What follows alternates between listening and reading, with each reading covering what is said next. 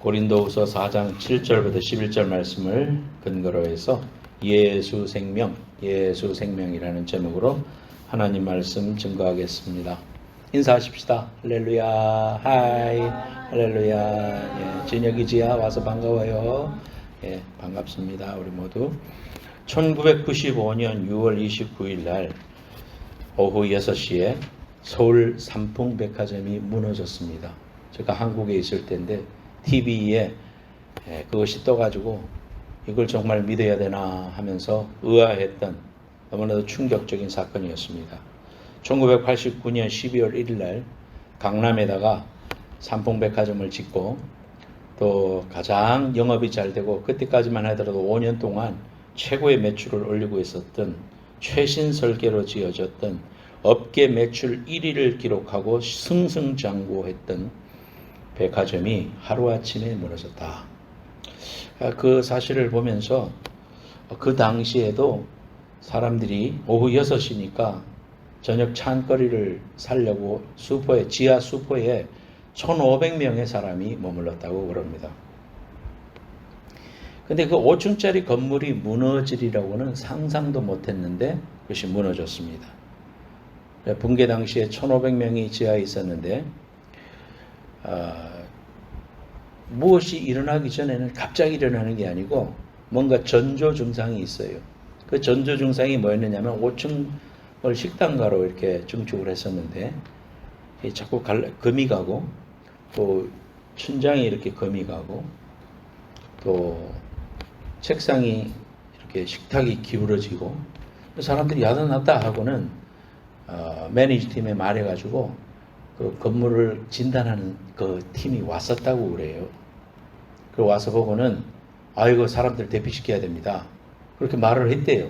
그런데도 영업을 하고 있는 그 매니지먼트 팀에서 이거는 5층만의 문제니까 이거 보수공사하면 돼 해가지고 보수공사하는 사람이 와서 그 땜질하고 그런 일을 했다고 그럽니다. 결국은 아무도 대피하지 못했고 삼풍백화점이 폭삭 주저앉는 그러한 일이 있었습니다.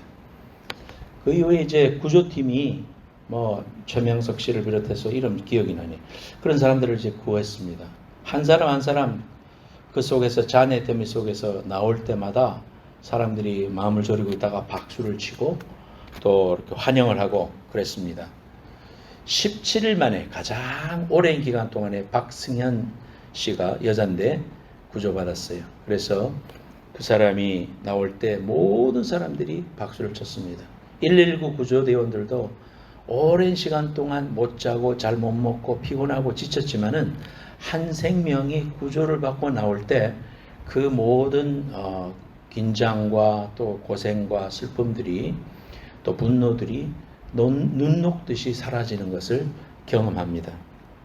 왜 그러냐 하면은 인간의 생명이라는 것은 굉장히 소중하고 귀한 것입니다. 한 생명을 구할 수 있다면 천하보다도 귀한 것이기 때문에 예수를 믿는 사람이든 안 믿는 사람이든 한 생명이 구조를 받을 때 그 기쁨이라는 것은 말할 수 없이 큽니다. 성경에서는 생명이라는 말이 두 가지로 쓰이는데 하나는 이 목숨적인 피지컬한 라이프, 우리의 생명을 말하는 푸시케라는 단어가 신약 성경에 있습니다. 이 푸시케는 우리의 생명, 살아가는 우리의 삶의 육체적인 생명을 말합니다. 그래서 호흡이 멈춰지면 의사가 동공을 확인하고 운명하셨습니다. 이렇게 사인을 하면은 사망 진단서가 끊어지는 거. 그래서 동공이 열리고 또 심장이 멈춰지고 맥박이 멈춰지면은 사망이라고 선고를 하는 거죠. 그것이 이제 첫 번째 생명이라고 한다면은 성경에서는 이 생명 외에 두 번째 생명이 있다. 그것은 조에라고 합니다. 따라합시다. 조에라는 것은 성경에서 영생을 가리킵니다. 우리의 육신이 끝나도 그 이후에 영원한 영생이 있다는 거, eternal life가 있다는 거, 그거를 가리킬 때 조에라고 합니다. 이 땅에서 한 사람이 17일 만에 구원을 받았을 때 그렇게 기뻐했는데 이 땅의 귀한 영혼들이 하나님의 자녀가 되고 하나님의 귀한 생명으로 구원함을 받는 것, 새로운 생명을 시작하는데 그것은 또다시 몇십 년 있다가 없어지는 그런 인생이 아니라 영원한 everlasting life, 그것을 우리에게 주신다고 성경에서는 우리에게 말하고 있습니다.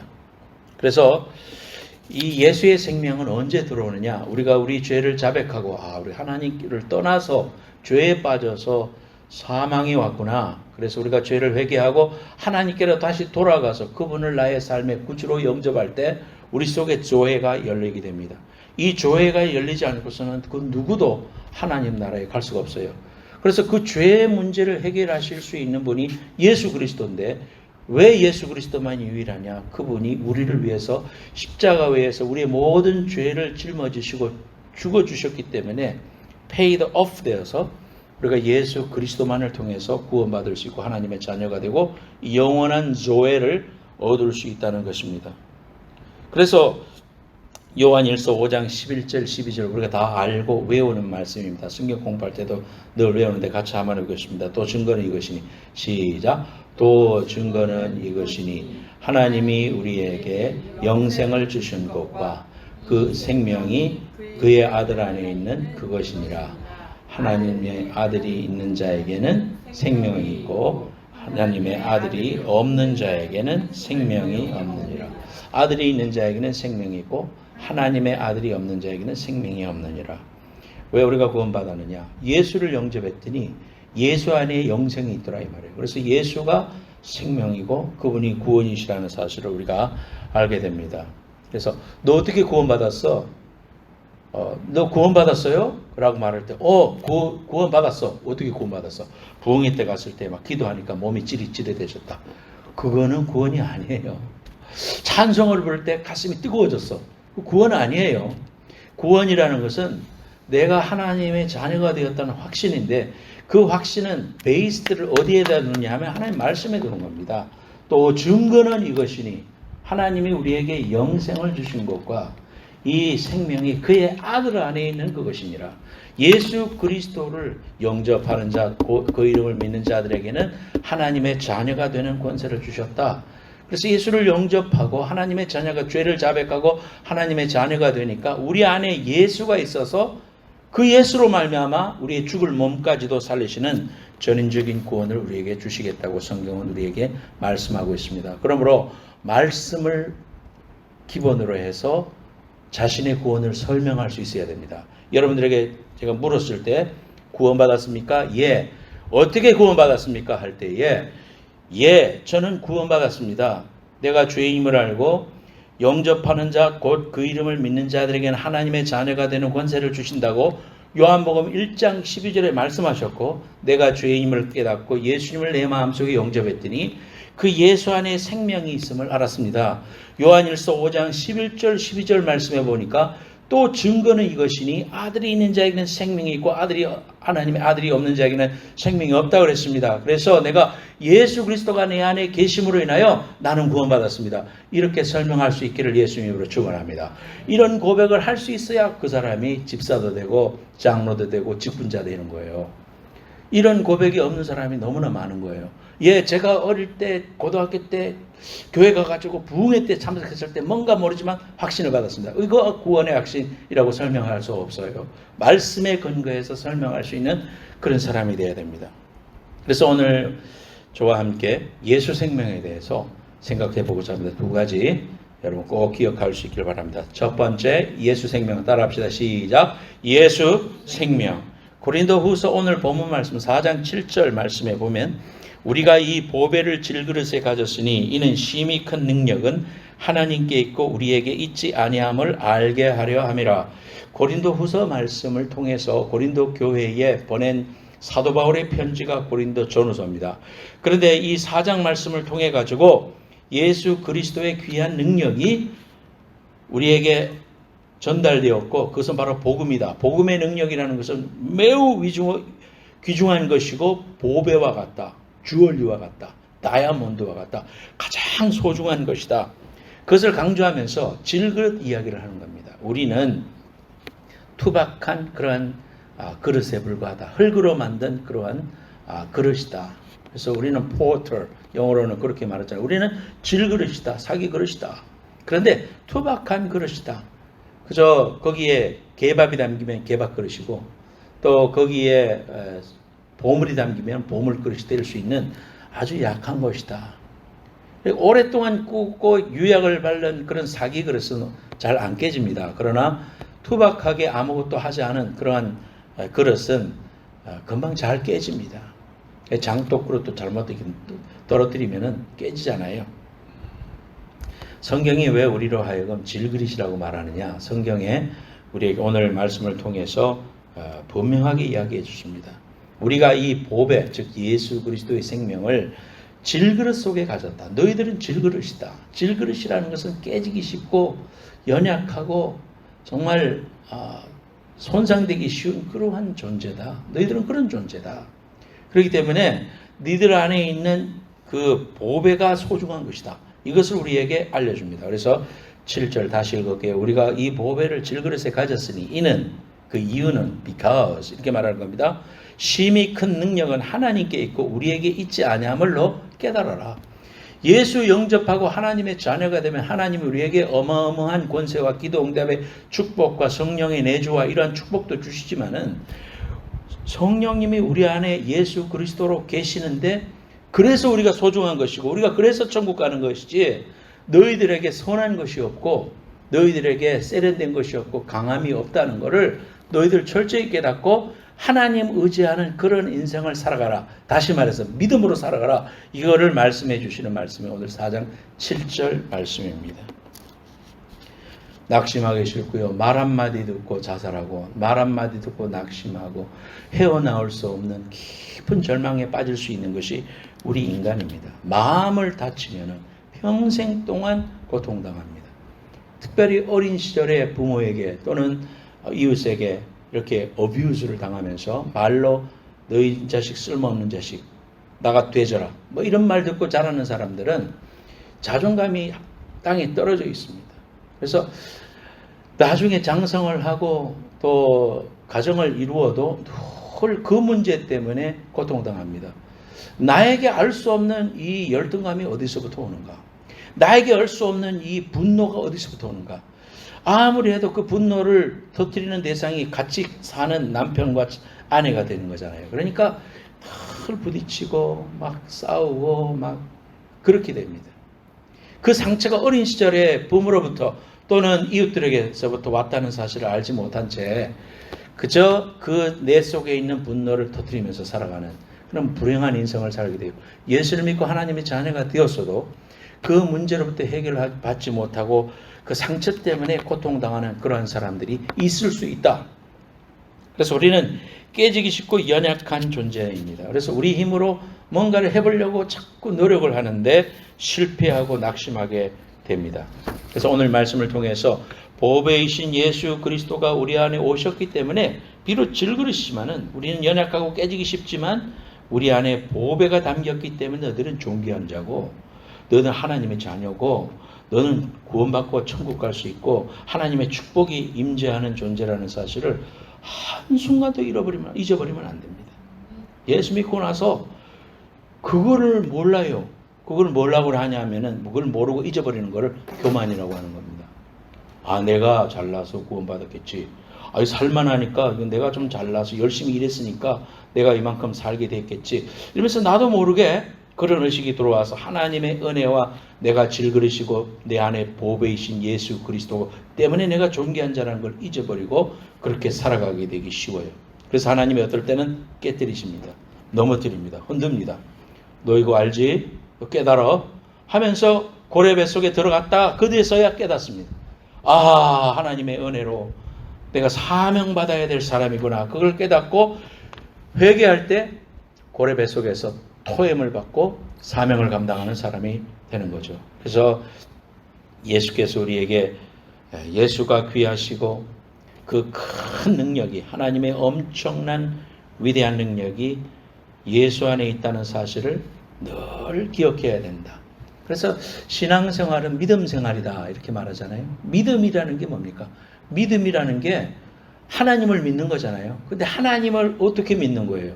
아, 나는 타락했으나 하나님의 독생자 예수 그리스도의 전적인 은혜로 내가 구원받았기 때문에 나는 이제 예수님만 의지하고 살아야 된다는 사실을 깊이 인식하고 세상을 믿고 내 자신을 의탁했던 걸 하나하나 끊어가면서 하나님께로 우리의 모든 의지를 자꾸 바꾸는 것, 그게 신앙생활이에요.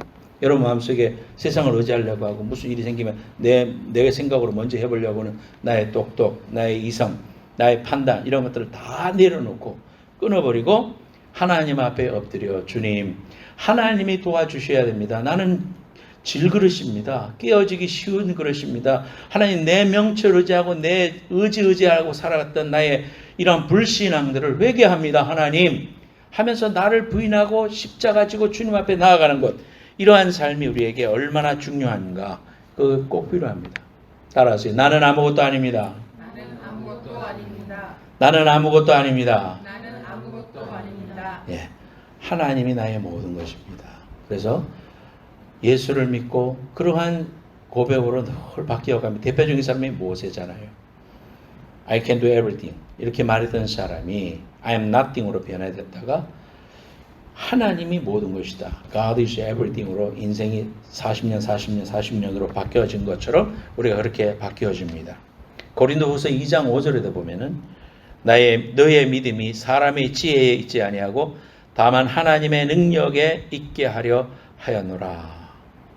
그래서 믿음이 어디에 있느냐? 하나님의 능력 아래 있다는 사실을 우리에게 합니다. 그래서 믿음으로 사는 삶은 나를 부인하고 주님이 내 의지할 모든 분이시라는 것, 지혜의 원천이시라는 것, 모든 일을 주님으로 말미암아 순종하고 그분 우선으로 살아가고 삶의 우선순위를 하나님께로만 두는 것, 그런 삶으로 자꾸 변화되는 삶을 성화하라, 이렇게 말하는 것입니다.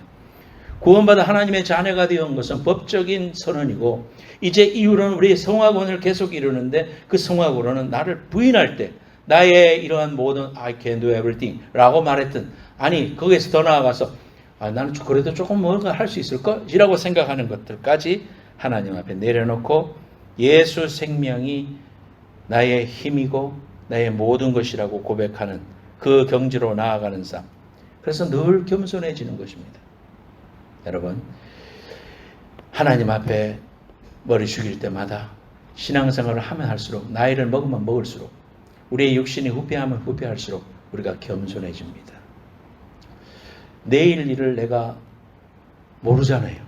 내일 일을 어떻게 합니까? 내일 아침에 일어나서 숨 쉬어지면 하나님이 또 하루를 허락해 주셨구나, 이렇게 알지. 그 매일매일이 기프트예요. 하나님이 주신 선물로 살아가는 거예요. 덤으로 주어지는 삶이에요. 그렇다면 우리가 이 남아있는 삶을 하나님이 주신 큰 선물로 살아가면서 하나님 나라에 갈 때 내가 주님을 위해서 뭘 할고, 주님이 내게 원하시는 오늘 하루를 통해서 또 무엇일까, 이거에 대해서 관심이 있어야 됩니다.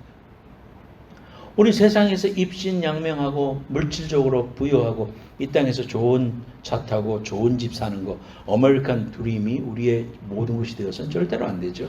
하늘나라의 집은 초막이야. 아무것도 없어. 천국에 이룬 것은 하나도 주님을 위해서 일한 게 없어요. 나 자신만을 위해서 살아왔는데, 하늘나라의 집은 초막집이에요. 다 쓰러져가는 집이에요. 그렇게 인생 살아서는 안 되겠죠. 지금이라도 하늘나라의 벽돌을 올리세요. 하늘나라의 석가래도 올리세요. 하늘나라의 귀중한 여러분들의 소중한 것을 드리세요. 힘을 드리고 물질을 드리고 재능을 드리고 하나님 내게 주신 남은 삶을 통해서 하늘나라의 위한 맨션을 짓겠습니다. 하나님이 기뻐하시는 사역하겠습니다. 이렇게 고백하는 것. 겸손하게 주님 나를 도와주시옵소서. 주님여 이 손을 꼭 잡고 가소서. 약하고 피곤한 이 몸을. 정말 이러한 우리 인생 가운데 주님이 나의 모든 것이 된다는 것은 큰 우리에게 소망이고 위로고 또 축복이라는 사실을 우리가 알게 됩니다. 여러분, 전지전능하신 하나님이 여러분의 인생을 다 디자인하셨어요. 그리고 길을 예비해 주셨어요. 이제 우리가 주님만 믿고 의지하고 주님이 내 일생을 책임져 주신다는 분명한 확신과 믿음의 고백을 가지고 주님의 은혜를 간구하고 예수 생명으로 충만한 인생이 되시기를 예수님의 이름으로 축복합니다. 두 번째로 따라합시다. 고난을 이기는 힘. 고난을 이기는 힘. 사도 바울은요, 고난을 많이 받았던 사람입니다. 그렇지만 그 고난을 이겨내고 위대한 사도로 쓰임을 받았어요. 고린도후서 11장 23절 말씀에 보면 내가 수고를 넘치도록 하고 옥에 갇히기도 더 많이 하고 매도 수없이 맞고 여러 번 죽을 뻔하였으나 유대인들에게서 40에서 하나 감한 매를 5번 맞았으며 3번 태장으로 맞고 1번 돌로 받고 3번 파선하고 일주야를 깊은 바다에서 지냈으며 여러 번 여행하면서 강의 위험과 강도의 위험과 동족의 위험과 이방인의 위험과 시내의 위험과 광야의 위험과 바다의 위험과 거짓 형제 중에 위험을 당하고 또 수고하며 애쓰고 여러 번 자지 못하고 줄이며 목마르고 여러 번 굶고 춥고 헐벗었노라. 정말 고생 많이 하셨습니다. 그분의 신분이나 그분의 지식이나 그분이 바리새인으로서 가졌던 그러한 신분적인 것을 가지고 그 적당히 야합했으면은 편안하게 살면서 복음 전할 수도 있었을지 몰라요. 그런데 그 모든 것들을 예수를 만나고 그 복음의 능력을 경험하고 나서는 그거 보잘것 없더라. 그거는 아무것도 아니더라. 이렇게 고백하고 있습니다. 그래서 이렇게 많은 어려움과 고통을 겪으면서도 사도 바울은 주 예수께 받은 사명, 은혜의 복음 증거하는 일을 마치려 하면은 그 어느 것도 그 앞에서 장애가 될 수 없다고 늘 그렇게 고백하고 있습니다. 그 비결이 어디 있느냐? 8절과 11절에 있습니다. 우리가 사방으로 우겨쌈을 당하여도 쌓이지 아니하며 답답한 일을 당하여도 낙심하지 아니하며 박해를 받아도 버림받지 아니하며 거꾸로뜨림을 당하여도 망하지 아니하고 우리가 항상 예수의 죽음을 몸에 짊어짐은 예수의 생명이 또한 우리 몸에 나타나게 하려 함이라. 우리 살아있는 자가 항상 예수를 위하여 죽음에 넘겨짐은 예수의 생명이 또한 우리 죽을 육체에 나타나게 하려 함이라. 사도 바울이 이러한 어려움 속에서도 그것을 이길 수 있었던 비결은 예수의 생명이 나를 통하여 고통을 당하면 당할수록 어려움을 겪으면 겪을수록 핍박을 당하면 당할수록 예수의 생명이 나를 통하여 너무나도 크게 나타나기 때문에 그 귀한 증거와 예수 생명의 풍성함으로 인하여 그런 것들을 다 이길 수 있었다. 성경에서 그렇게 우리에게 말하고 있습니다. 예수의 생명이 우리의 육신을 통하여 나타난다는 말이 무슨 말일까요? 우리가 예수를 믿고 나면 침례를 받지 않습니까? 침례라는 것은 물속에 들어가 죽고 내 육신이 죽고 이제 다시 예수의 생명력으로 살아나는 삶을 말하는 겁니다. 구원받은 삶이라는 것은 날마다 육신적으로 죽는 삶입니다.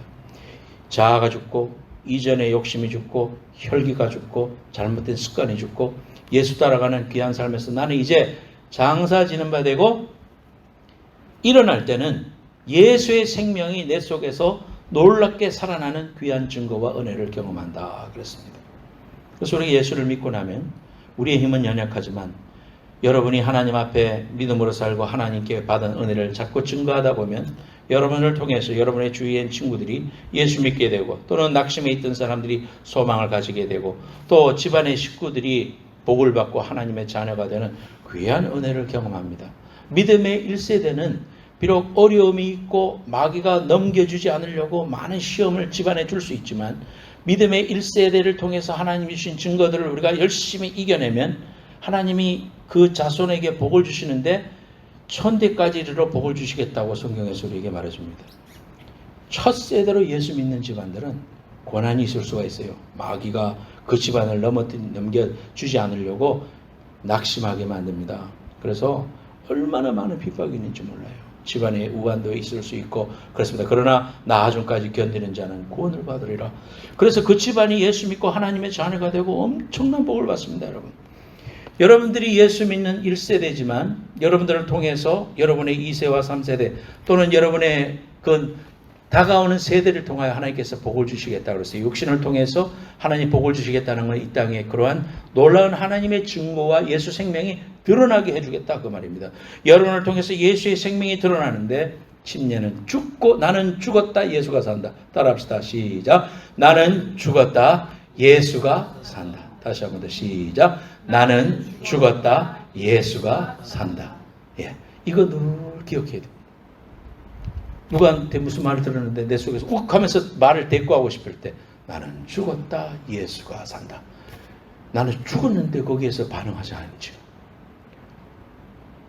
혈기로 말미암아 옛날에는 하나님을 은혜를 모를 때는 같이 퍼붓고 막 말로 이기고 그렇게 해 속이 시원했지만 이젠 내가 죽는다 이 말이에요. 날마다 내 정과 욕심을 십자가에 못 박고 거듭난 인생으로 성령 충만함으로 살아가는 것, 이것이 우리에게 얼마나 중요한가. 이것이 믿음 생활이라고 그랬어요. 여러분, 여러분 삶 속에 이러한 결단들이 있어야 됩니다. 에베소서 2장 5절 7절에도 보면 나타내시겠다고 그랬어요. 허물로 죽은 우리를 그리스도와 함께 살리셨고 너희는 은혜로 구원을 받은 것이라. 또 함께 일으키사 그리스도 예수 안에서 함께 하늘에 앉히시니 이는 그리스도 예수 안에서 우리에게 자비하심으로써 그 은혜의 지극히 풍성함을 오는 여러 세대에 나타나게 하겠다. 여러분을 통해서 오는 세대를 통하여 하나님의 풍성함을 드러내게 해주겠다. 여러분의 삶을 통해서 그러한 일에 증거가 되게 해주겠다고 했어요. 얼마나 큰 축복입니까 우리에게. 여러분의 삶을 통해서 하나님께서 여러분을 통하여 예수의 생명이 드러나는데 다음 세대까지 이루어지는 그러한 놀라운 축복을 주시겠다 그랬습니다. 자, 침례가 첫 번째 예였다면 두 번째로는 예수님의 그 성찬식. 예수 믿고 나면 우리가 하는 중요한 예식이 하나는 침례고 하나는 성찬식이잖아요. 성찬식. The Lord's Table. Lord's Table 할 때 예수님이 보시면은 이제 예수님께서 떡을 가지사 축사하시고 떼어 주셨다. 이런 이제 동사가 나와요. 예수님이 떡을 가지셨습니다. 떡을 테이크 하셨어요. 영어로 테이크 하셨어요. 빵을 테이크 하시고 그 다음에 thanks 축사하셨습니다. 하나님께 감사하시고 세 번째로 break 몸이라고 하셨잖아요. 빵은 예수님의 몸이라고 했잖아요. 예수님의 몸을 떼어서 주었다 그랬습니다. 우리가 예수 믿고 하나님의 자녀가 되어서 십자가에 기한 보혈로 하나님의 자녀가 되어 성찬식에 참여하면서 예수님이 자신의 몸을 떼어서 사람들에게 준 것처럼 우리도 그 일에 동참하는 거예요. 내가 희생되고 내 몸을 떼어서 사람들에게 희생하고 나눠주고 세상 말로 섬기는 일을 해야 돼요. 손해보는 일을 해야 돼요. 그래야 예수 생명이 드러나는 거예요. 그래야 거기에서 생명의 역사가 나타나는 거예요. 아니 복음을 증거하려고 하고 사람들 앞에 빛에 있어 자녀로서 살아가려고 하는데 단 일도 손해보지 않고 같이 해붙이면서 살아가면 그 속에서 무슨 영생의 생명의 역사가 나타나겠는가. 성찬식을 통해서 우리에게 내가 이제 이런 원리를 주시지 않았습니까? 테이크 하시고 땡스 하시고 그 다음에 브레이크 하셔서 우리 몸을 브레이크 하셔서 사람들에게 주어라. 너희가 받은 것을 거저 주어라 그러잖아요. 내가 받은 은혜를 사람들에게 나눠주는 것. 목회가 뭡니까? 목사의 삶과 시간과 물질과 나의 모든 것들 사랑을 주는 거 아니에요. 성도들한테 주는 거잖아. 남을 위해서 기도하고 성도를 위해서 기도하는 시간, 그거 주는 시간이에요. 그거 나를 위해서 살 수 있지만은 한 영혼을 위해서 하나님의 맡겨주신 영혼을 위해서 기도하고 섬기고 아프면 신방하고 또 가정 어려움이 있으면 가서 찾아가고 이러한 일들이 뭐예요? 그것이 그리스도인의 삶이에요. 목회자만 그러는 게 아니에요. 여러분들도 하나님의 사역자, 제사장이라고 그랬지 않습니까? 여러분을 떼어주는 거예요. 복음 증거를 위해서 내 물질도 쓸 줄 알고 손해볼 줄도 알고 섬기고 시간과 이런 모든 것들을 떼어주는 것. 그 속에 생명의 역사가 있다. 하나님이 역사하신다. 그것을 결코 손해보게 하지 않으십니다. 여러분. 하나님의 일에 여러분이 봉사하고 애쓰고 희생하고 섬겼던 모든 것들을 소자가 찬물 한 그릇만 떠줘도 하나님이 기억해 주신다고 했는데 어떻게 기억을 안 해 주십니까? 다 갚아주시고 축복해 주십니다. 사랑하는 여러분, 이렇게 우리의 이 하나님 안에서 예수의 생명이 드러나는 오는 세대에 영원토록 드러나게 하는 귀한 일에 우리를 써주시겠다고 그렇게 약속해 주고 있습니다. 마귀들이 모여서 중요한 전략 회의를 했다고 해요. 주제는 기독교 박멸에 관한 것이었습니다.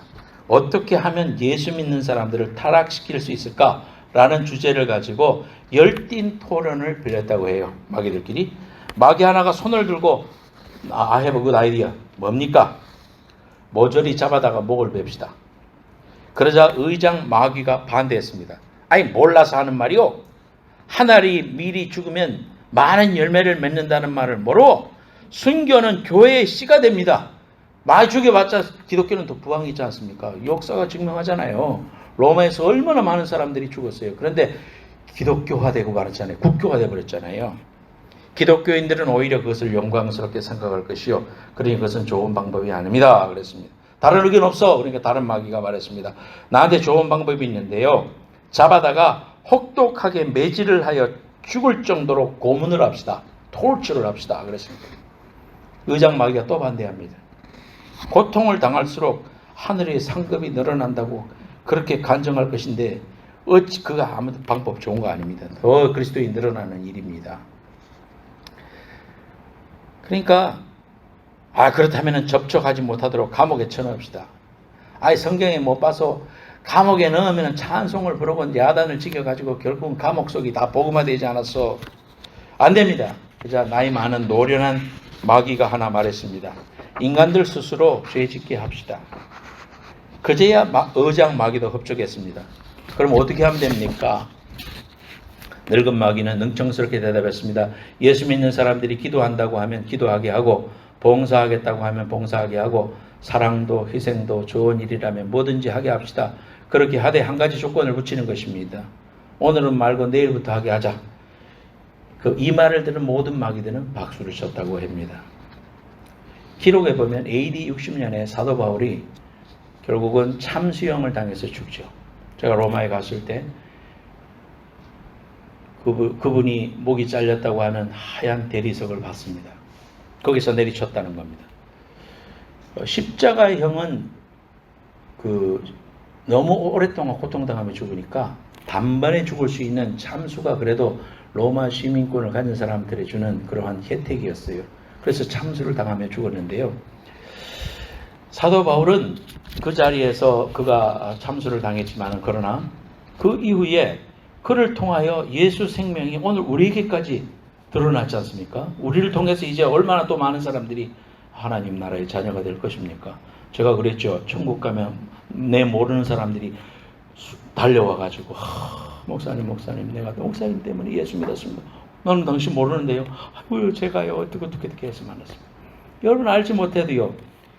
때를 얻든지 못 얻든지 복음을 증거했고 기도를 했고 중보 기도를 했고 또 예수를 증거하고 전도지를 나눠줬고 했을 때 그 복음의 열매들이 천국에 있다 이 말이에요. 여러분 그렇기 때문에 여러분의 그 귀한 헌신과 여러분의 수고와 또 여러분의 그 예수 생명으로 인하여 얻어질 귀한 축복은 이름 말할 수 없는 거예요. 안강자 집사라고 인천 주한장로교회 집사는 한 사람이 8,000몇 명을 전도했다는데 안강자 집사 전도한 사람은 얼마나 큰 복을 받을 것인가. 그렇잖아요. 여러분 그거 모르는 거예요. 사도 바울은 영적인 사람이라서 그가 죽을 날이 가까워 왔을 때에 그가 디모데에게 쓴 마지막 편지 디모데 후서에 이런 말씀이 있습니다. 나는 선한 싸움을 싸우고 나의 달려갈 길을 마치고 믿음을 지켰으니 이제 후로는 나를 위하여 의의 면류관이 예비되었으므로 곧 의로우신 재판장이 그날에 내게 주실 것이며 내게만 아니라 주의 나타나심을 사모하는 모든 자에게도니라. 장례식 때 이 본문 가지고 설교를 많이 합니다. 달려갈 길을 다 달리고 믿음을 지켰으니 의의 면류관이 예비되었을 것이다. 여러분이 오늘 여러분의 삶이 마치고 주님께서 부르신다고 했을 때 이 귀한 고백을 할 수 있겠는가? 여러분 자신들을 돌아보십시오. 믿음의 경주를 잘 해야 됩니다. 마태복음에 보면 25장에 달란트 비유가 나오는데 달란트 받은 사람들한테 예수님의 이러한 그 리스판스, 주인이 하는 리스판스를 보면은 우리에게 시사하는 바가 큽니다. 5달란트 받은 사람이나 2달란트 받은 사람이나 똑같이 칭찬하셨어요. 잘하였도다 착하고 충성된 종아. 그렇게 칭찬하셨습니다. 그런데 1달란트 받은 사람은 땅에 파묻어 두었다고 하는 사람은 게으르고 악한 종이라고 했습니다. 자, 잘하였도다. 주님이 칭찬하셨어요. 잘하였도다. 잘하였도다. 하늘나라에서는 하나님이 너 무슨 일을 하다 왔어? 나를 위해서 무슨 일 했냐? 예, 제가 주님을 위해서 10만 명 목회했습니다. 저는 시골에서 전체 인구라고 해봐야 5가구밖에 없는 그런 교회에서 그저 몇 명 모시고 열심히 목회했습니다. 주님은 5달란트인지 3달란트인지 2달란트인지 그건 상관없는 거예요. 1달란트든지. 네가 그거 충성했냐? 죽게 하듯 했냐? 예수 생명을 알고 네가 정말 그 일에 밸류를 가지고 네 삶을 전폭적으로 투자했느냐? 그거 보시는 거예요.